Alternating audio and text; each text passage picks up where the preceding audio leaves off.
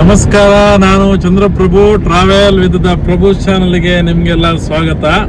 ನಾವೀಗ ನನ್ನ ಮಗಳಿದ್ದು ಕಾನ್ವೊಕೇಶನ್ ಅಂದ್ರೆ ಘಟಿಕೋತ್ಸವಕ್ಕೆ ನಾವು ಬೆಳಗಾವಿಗೆ ಹೋಗ್ತಾ ಇದ್ದೀವಿ. ತುಂಬಾ ಸಂತೋಷದ ವಿಷಯ ಏನಂದ್ರೆ ನನ್ನ ಮಗಳು ನಮ್ರತಾ ಪ್ರಭುಗೆ ATU-ನಲ್ಲಿ ಫಸ್ಟ್ ರ್ಯಾಂಕ್ ಬಂದಿದೆ ಸಿವಿಲ್ ಇಂಜಿನಿಯರಿಂಗ್ ಅಲ್ಲಿ, ಮತ್ತು ಅವಳಿಗೆ 13 ಗೋಲ್ಡ್ ಮೆಡಲ್ಸ್ ಮತ್ತೆ 2 ಕ್ಯಾಶ್ ಪ್ರೈಸ್ ಬಂದಿದೆ. ತುಂಬಾ ಖುಷಿ ಆಗ್ತಾ ಇದೆ ಆಸ್ ಅ ಪೇರೆಂಟ್ಸ್.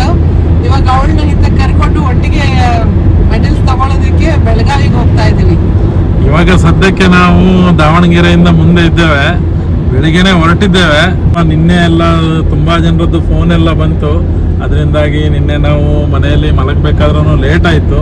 ಸೊ ಇವತ್ತು ಇವಳು ನನ್ನ ಮಗಳು ರೆಸ್ಟ್ ಮಾಡ್ತಾ ಇದ್ದಾಳೆ, ನಾಳೆಗೆ ರೆಡಿ ಆಗ್ತಾ ಇದ್ದಾಳೆ. ಅವಳು ನೋಡಿ ಹಿಂದೆ ಕೂತ್ಕೊಂಡಿದ್ದಾಳೆ, ನೋಡಿ ಬಹಳ ಖುಷಿಯಲ್ಲಿದ್ದಾಳೆ. ನಮ್ಮ ಸಂತೋಷವನ್ನು ನಿಮ್ಮ ಜೊತೆ ಹಂಚುವ ಅಂತ ಹೇಳ್ಬಿಟ್ಟು ಈ ವಿಡಿಯೋ ಮಾಡ್ತಾ ಇದ್ದೇನೆ.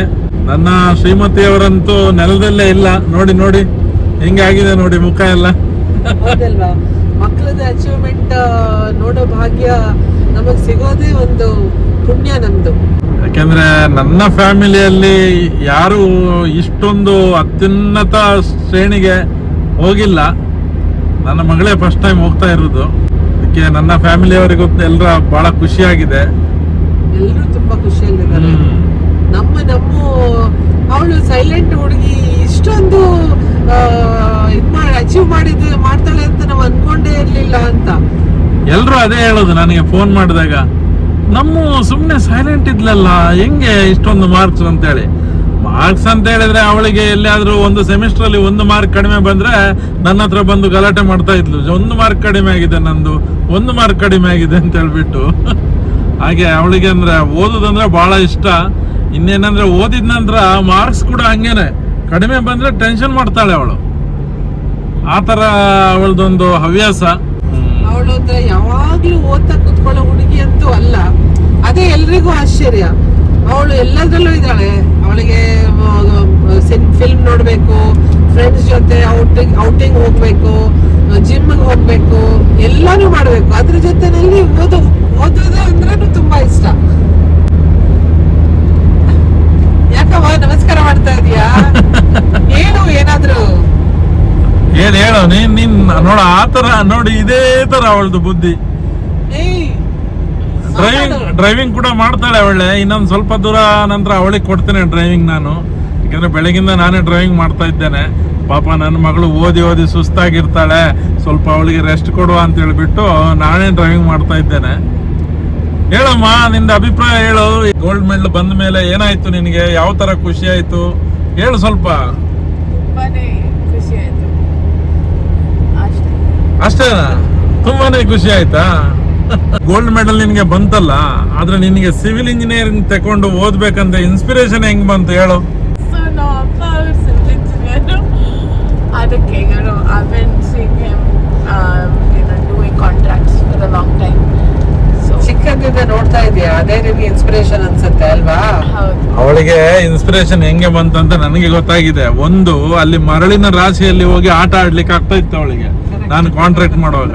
ಇನ್ನೊಂದೇನಂದ್ರೆ ನಮ್ಮ ಫೀಲ್ಡ್ ಅಲ್ಲಿ ಎಲ್ಲ ವರ್ಕರ್ಸ್ ಇರ್ತಾರಲ್ಲ, ಅವ್ರ ಮಕ್ಕಳ ಜೊತೆ ಆಟ ಆಡ್ಲಿಕ್ಕೆ ಸಿಕ್ತಿತ್ತು ಇವಳಿಗೆ. ಅದೇ ಖುಷಿ ಅವಳಿಗೆ. ಆವಾಗದಿಂದ ಅವಳಿಗೆ ತಲೆಯಲ್ಲಿ ಬಂದಿದೆ, ನಾನು ಸಿವಿಲ್ ಮಾಡಿದ್ರೆ ಈ ತರ ವರ್ಕರ್ಸ್ ಗಳ ಜೊತೆಯಲ್ಲಿ ಆರಾಮಾಗಿ ಗಮ್ಮತ್ತಲ್ಲಿ ಇರ್ಬೋದಲ್ಲ ಅಂತ. ಕರೆಕ್ಟ್ ಅಲ್ವಾ?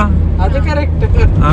ಅಲ್ಲಿ ಅವರು ಚಿಕ್ಕ ಮಕ್ಳನ್ನೆಲ್ಲ ಹಿಡ್ಕೊಂಡು ಆಟ ಆಡೋದಿತ್ತ ಅವಳು ಚಿಕ್ಕಂದಿಂದಲೂ.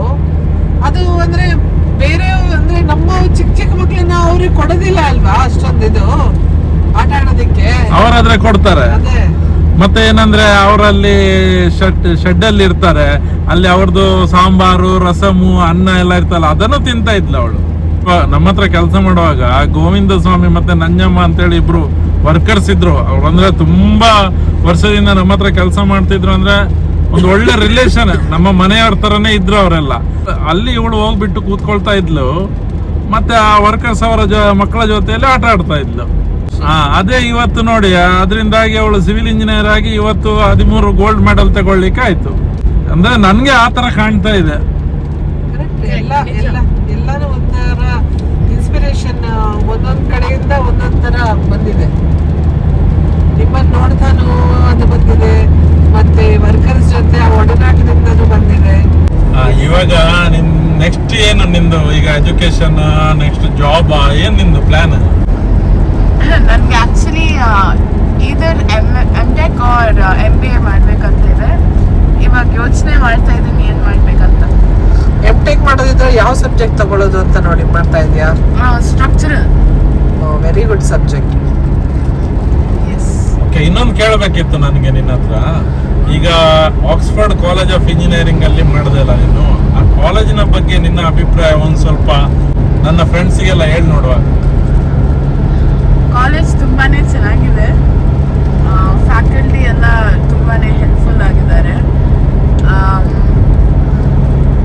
ಮತ್ತೆ ಪ್ರಿನ್ಸಿಪಲ್, HOD, ಚೇರ್ಮನ್ ಎಲ್ಲ ತುಂಬಾನೇ ಸಪೋರ್ಟಿವ್ ಆಗಿದ್ದಾರೆ. ನಿನ್ನ ಪ್ರಿನ್ಸಿಪಲ್ ಏನೋ ಸಿವಿಲ್ ಇಂಜಿನಿಯರ್ ಅಂತ ಹೇಳಿದೆ. ಹೌದು, ನಮ್ಮ ಪ್ರಿನ್ಸಿಪಲ್ ಕೂಡ ಸಿವಿಲ್ ಇಂಜಿನಿಯರ್. ಅವ್ರು ತುಂಬಾನೇ ಟಿಪ್ಸ್ ಮತ್ತೆ ಟ್ರಿಕ್ಸ್ ನಮ್ಮ ಜೊತೆ ಶೇರ್ ಮಾಡಿದ್ದಾರೆ. ಅದು ನನಗೆ ತುಂಬಾನೇ ಹೆಲ್ಪ್ಫುಲ್ ಆಗಿದೆ ಎಕ್ಸಾಮ್ ಟೈಮಲ್ಲಿ. ಸೊ ಅದೊಂದು ತುಂಬಾ ನಿನಗೆ ಒಂದು ಹೆಲ್ಪ್ ಆಗಿದೆ ಅಲ್ವಾ? ಹೌದು. ಅದೇ ಟೀಚರ್ಸ್ ಗಳೆಲ್ಲ ಹೆಲ್ಪ್ ಮಾಡಿದ್ರೆ ನಮ್ಗೆ ಓದ್ಲಿಕ್ಕೂ ತುಂಬಾ ಇಂಟ್ರೆಸ್ಟ್ ಬರ್ತದೆ. ನನ್ನ ಒಂದು ಒಪಿನಿಯನ್ ಅದು. ಓದೋದು ನಾವಾದ್ರೂ ಅದು ಓದೋದಕ್ಕೆ ಮೋಟಿವೇಶನ್ ಅಂತ ಒಂದು ಬೇಕಲ್ಲ. ಅದಕ್ಕೆ ಕಾಲೇಜ್ ಅಂದ್ರೆ ಮ್ಯಾನೇಜ್ಮೆಂಟ್ ಆಗಿರ್ಲಿ, ಫ್ಯಾಕಲ್ಟೀಸ್ ಆಗಿರ್ಲಿ ತುಂಬಾ ಹೆಲ್ಪ್ಫುಲ್ ಆಗಿದ್ರೆ ಅದೇ ಒಂದು ದೊಡ್ಡ ಮೋಟಿವೇಶನ್. ನಾನು ಏನ್ ಹೇಳ್ಬೇಕಂತ ಹೇಳಿದ್ರೆ, ಇವಾಗ Oxford college of engineering full management ನವರಿಗೆ ನನ್ನ ಇಂಡಿವಿಜುವಲ್ ಧನ್ಯವಾದಗಳನ್ನ ನಾನು ತಿಳಿಸ್ತಾ ಇದ್ದೇನೆ. ಯಾಕೆಂದ್ರೆ ನನ್ನ ಮಗಳಿಗೆ 4 ವರ್ಷ ಎಜುಕೇಶನ್ ಕೊಟ್ಟು ಒಂದು ಸಮಾಜದಲ್ಲಿ ಒಂದು ಗಣ್ಯ ವ್ಯಕ್ತಿ ತರ ಮಾಡಿಬಿಟ್ಟಿದ್ದಾರೆ ಅವರಲ್ಲಿ. ಖಂಡಿತ. ಅದರಿಂದಾಗಿ ಆ ಕಾಲೇಜ್ನವರಿಗೆ, ಕಾಲೇಜ್ ಮ್ಯಾನೇಜ್ಮೆಂಟಿಗೆ, ಕಾಲೇಜ್ ಲೆಕ್ಚರರ್ಸಿಗೆ, ಸಿವಿಲ್ ಇಂಜಿನಿಯರಿಂಗ್ ಡಿಪಾರ್ಟ್ಮೆಂಟಿಗೆ ಎಲ್ರಿಗೂ ಕೂಡ ನಾನು ತುಂಬಾ ಧನ್ಯವಾದ ಹೇಳ್ತಾ ಇದ್ದೇನೆ. ನನ್ನ ಕಡೆಯಿಂದ ನಾನು ತುಂಬಾ ಹೃದಯದ ಧನ್ಯವಾದಗಳು. ಈ ವಿಡಿಯೋ ವೀಕ್ಷಿಸಿ ನನ್ನ ಮಗಳಿಗೆ ಶುಭ ಹಾರೈಸಿದ ನಿಮಗೆಲ್ಲರಿಗೂ ಧನ್ಯವಾದಗಳು. ನಮಸ್ಕಾರ.